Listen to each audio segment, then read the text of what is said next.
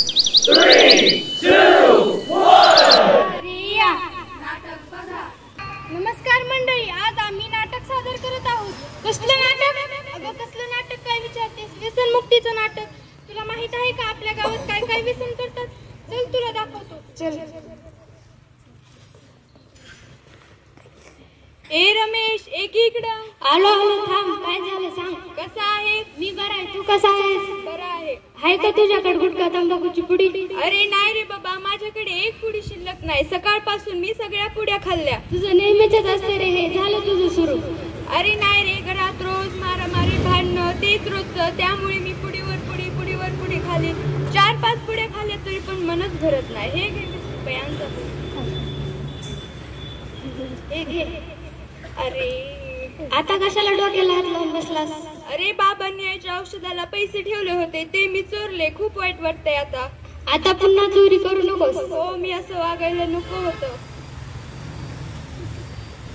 सांगतो मी तरुणांनो ध्यानी धरा. सांगतो मी तरुणांनो ध्यानी धरा. तुम्ही गुटखा खाण्याचं बंद करा. तुम्ही गुटखा खाण्याचं बंद करा.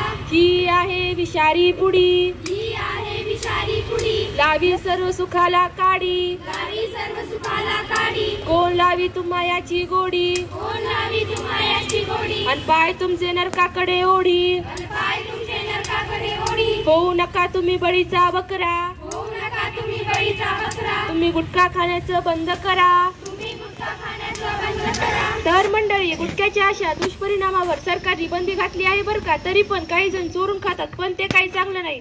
आपल्या शरीरासाठी अतिशय घातक आहे.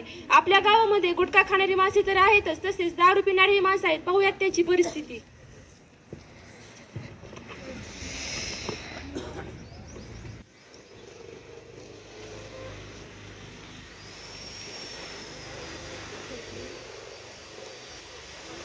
येईन आता दारू पिऊन.